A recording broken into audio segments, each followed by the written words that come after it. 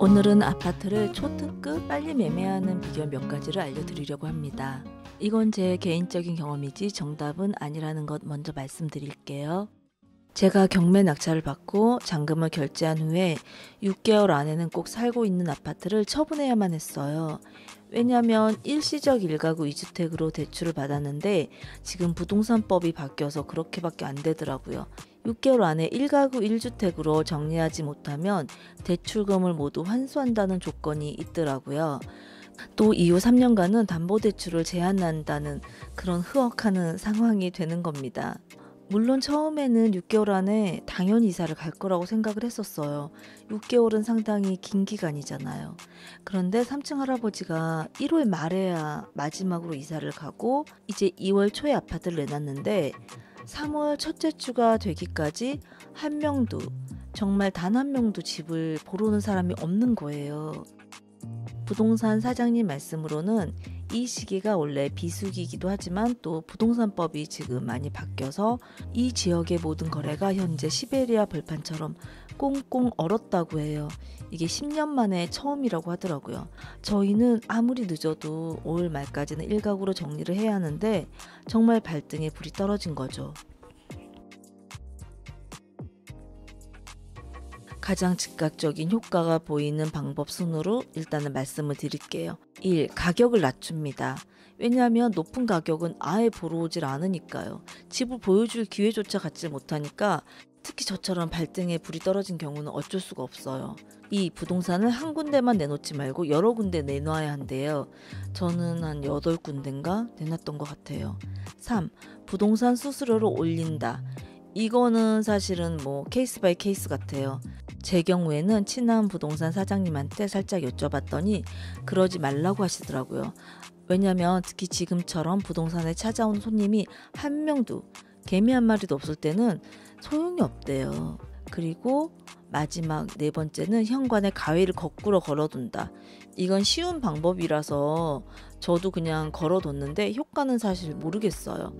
그런데 혹자의 말에 따르면 그냥 가위가 아니라 장사가 잘 되는 고깃집 가위를 빌려와서 걸어야 하고, 또 어떤 사람은 세성씨가 한 집에 사는 집, 시아버지, 시어머니, 며느리 이렇게 사는 집에 가위를 가져와야 한다고 하더라고요. 이런 말들을 듣긴 했지만 이렇게까지는 저는 하지 않았어요. 부동산 사장님 말씀대로 가격을 낮추니까 집을 내놓은 지 40일 만에 처음 보러 오시는 분이 있었어요. 정말 이때 감격했답니다. 낮에 부동산 사장님과 그 부인분이 오셨는데 집을 무척 마음에 들어 하셨어요. 그래서 저녁 때 남편과 바로 다시 오시더라고요. 그분은 불발됐지만 다음 주 연달아 2분이 오셨고 3번째 보신 분이 드디어 계약을 했습니다. 정말 드디어 발 뻗고 잘 수 있었어요. 그럼 내 집을 팔 수 있는, 어필할 수 있는 방법을 몇 가지 말씀드릴게요. 아파트도 물건과 같아서 굳이 말하자면 비싼 상품이겠죠. 소비자의 니즈와 세일즈 포인트가 잘 맞아야 해요.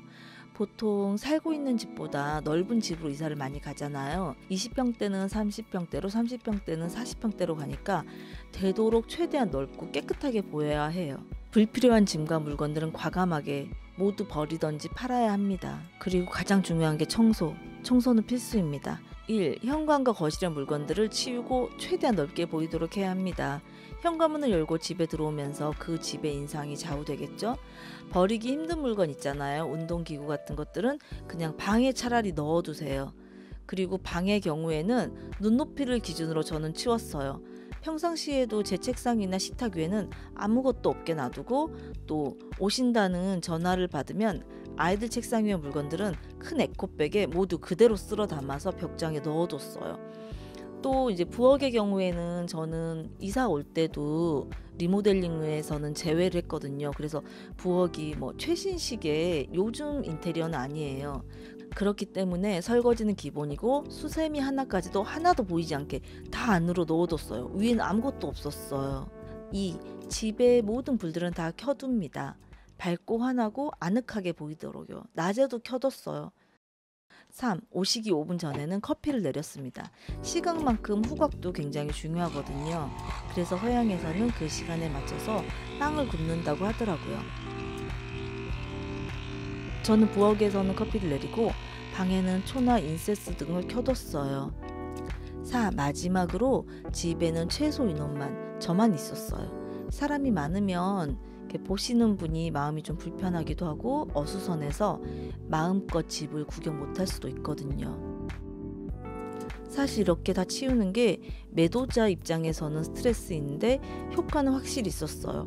왜냐하면 제가 예전 집 할 때는 정말 보시는 분들이 한 10분 이상 있었는데도 잘 매매가 되지 않았었거든요. 정말 이번에는 오시는 분들이 모두 다 마음에 들어 했고, 특히 세 번째 오신 분은 집 보고 2시간 만에 계약을 했어요. 그분도 아직 사시는 집이 나가지도 않았고 또 그냥 어떤지 구경 삼아서 이 동네에서 오셨대요.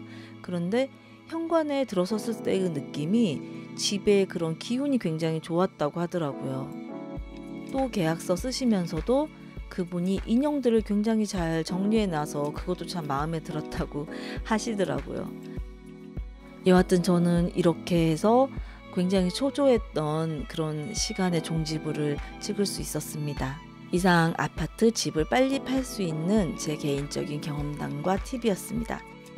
다음에는 더 좋은 영상으로 찾아뵐게요. 감사합니다.